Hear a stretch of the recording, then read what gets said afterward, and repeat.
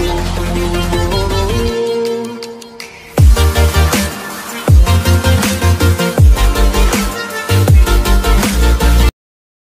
Friends, welcome back to my YouTube channel. Friends, ये आपके सामने एक डबल डोर रेफ्रिजरेटर है जो सैमसंग का है। ठीक है, इसमें जो फॉल्ट आ रहा है वो ये आ रहा है कि ये कूलिंग नहीं कर रहा है। कूलिंग क्यों नहीं कर रहा है ये आपको मैं अभी ओपन करके आपके सामने प्रैक्टिकली दिखाऊंगा कि ये कूलिंग क्यों नहीं कर रहा था और क्या रीजन है। अगर आपके सामने भी ये कूलिंग की प्रॉब्लम आ रही है तो आप उसको कैसे चेक कर सकते हैं और मैं आपको लाइव प्रूफ दिखाऊंगा कि ये कूलिंग क्यों नहीं कर रहा था।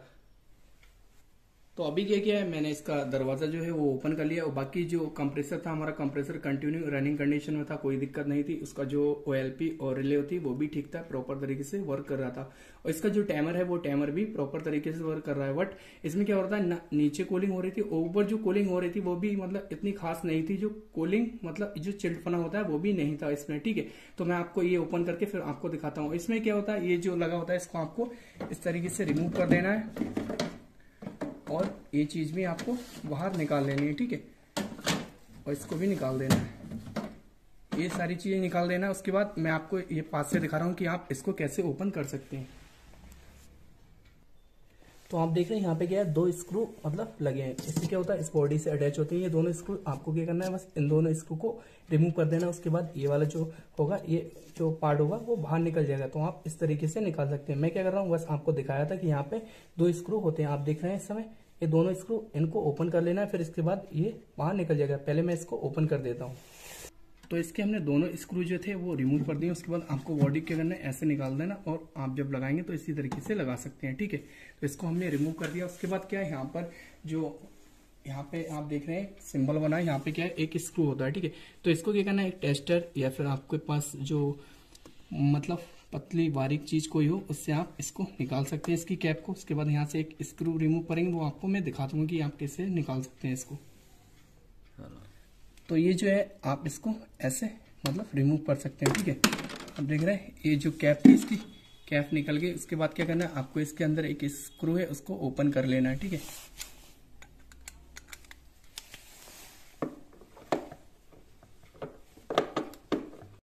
तो ये जो जैक है आप इस तरीके से निकाल सकते हैं।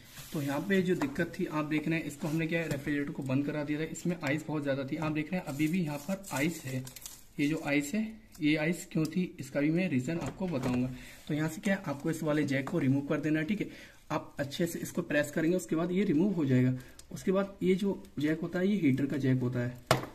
नीचे जो हीटर लगा होता है, जो जब कूलिंग बहुत ज्यादा हो जाती है उसके बाद ये हीटर जो होता है वो कूलिंग को मतलब जो आइस होती है उसको मेल्ट कर देता है। ठीक है, जब यहाँ टेम्परेचर चला जाता है उसके बाद ये फिर कंप्रेसर ऑन हो जाता है।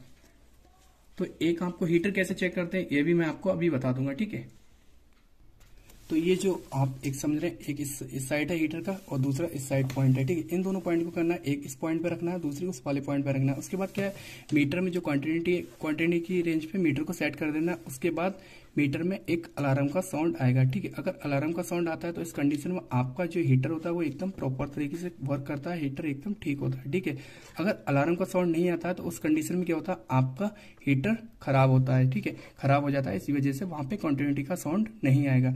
तो आपको क्या करना है, बस इस मीटर को क्वांटिटी की रेंज पे सेट कर देना है। इस चीज का आपको ध्यान रखना है। ठीक है, उसके बाद आप हीटर क्वांटिटी की रेंज पे सेट कर देंगे, उसके बाद आप हीटर को चेक कर सकते हैं।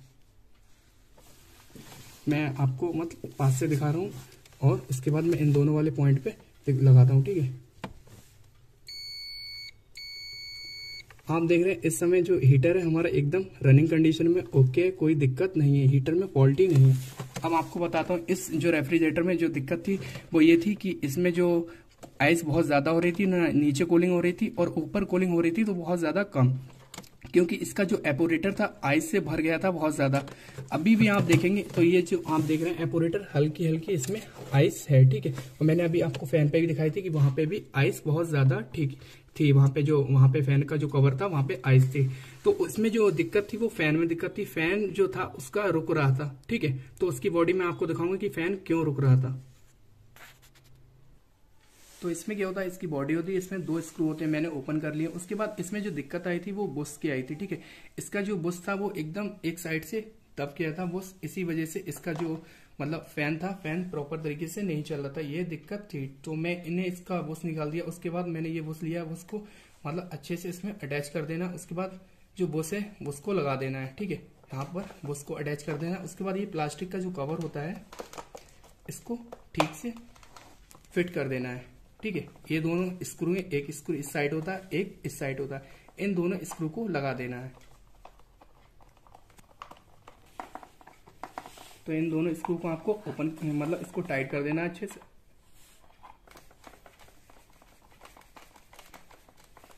तो इसमें जो दिक्कत थी, ये वाला जो बुश है, जो बुश लगा होता है, ठीक है, जो मैंने बुश अभी लगाया, इसका जो बुश था वो टेढ़ा पड़ गया था। इसी वजह से इसका जो फैन कभी कभी काम करता था, कभी नहीं करता था, क्योंकि फैन रुक जाता था। ठीक, तो अभी मैं क्या करूंगा, इसको मतलब जो रेफ्रिजरेटर है, रेफ्रिजरेटर में कनेक्ट करके इसको फिट करके फिर आपको दिखाता हूँ, क्योंकि इसका फैन नहीं चल रहा था, इसी वजह से ये दिक्कत आ रही थी। ठीक है, जो फैन नहीं चल रहा था तो फैन की जो कूलिंग होती है नीचे भी नहीं प्रॉपर तरीके से नहीं पहुंच रही थी, जो रेफ्रिजरेटर होता है, क्योंकि वहां पे जब फैन नहीं चलेगा तो एयर वहां तक नहीं जाएगी। फिर क्या होता रहा, इसका जो एपरेटर था वो आइस से बहुत ज्यादा मतलब आइस ओवर हो जाती थी और इसका कंप्रेसर फिर बंद हो जाता था, क्योंकि कंप्रेसर भी बहुत ज्यादा हीट अप होकर बंद हो जाता था जब कंप्रेसर कंटिन्यू चल रहा था। और इसकी जो एयर होती है, जो मतलब नीचे एयर जाती है, और जो फ्रीजर होता है जो आगे, वहां पे भी मतलब एयर नहीं जा रही थी। तो इस वजह से दिक्कत बहुत ज्यादा आ रही थी, वहां पे कूलिंग की प्रॉब्लम हो रही थी, क्योंकि प्रॉपर तरीके से ये फैन नहीं चल रहा था। कभी कभी फैन चल जाता था, कभी कभी नहीं चलता था।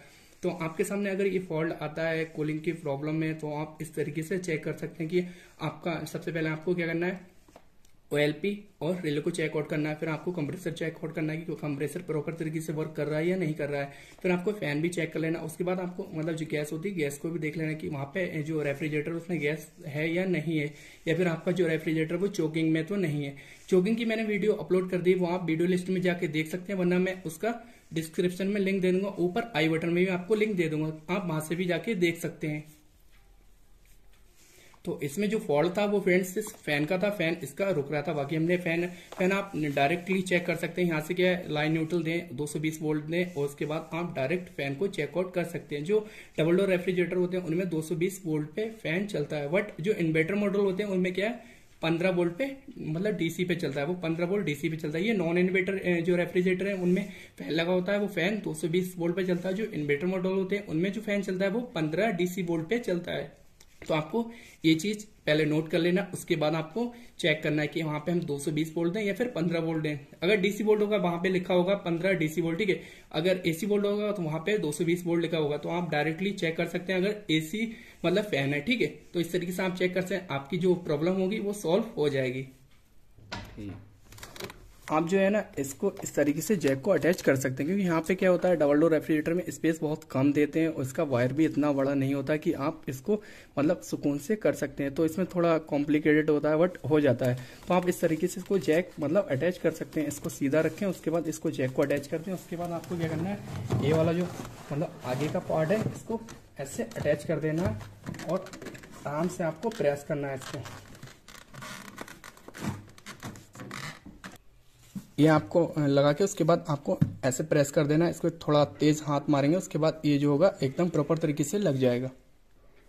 तो ये जो है इसका हमने स्क्रू मतलब इसको लगा दिया है, और इसकी जो ऊपर की कैप है वो भी लगा दी, प्लस इसका जो हमने ये वाला स्पेयर पार्ट निकाला था जहाँ पे हम मतलब आइस के लिए ट्रे रखते हैं, तो यहाँ पे दोनों स्क्रू थे, उसको मैंने अच्छे से टाइट कर दिया। इसी तरीके से आप जैसे आप ओपन करें उसी तरीके से आप अच्छे से टाइट कर सकते हैं, ठीक है। आप जो रेफ्रिजरेटर उसको हम ऑन करके दिखाते हैं और फिर आपको वीडियो आगे बताते हैं।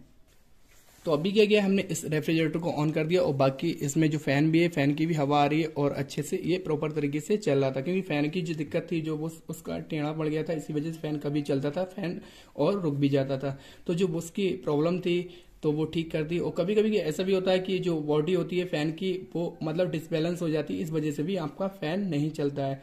तो आपको ये चीज देख लेना, और अगर आपकी फैन खराब है, फैन की बेंडिंग खराब हो जाती है, तब आप उसको रिप्लेस कर सकते हैं।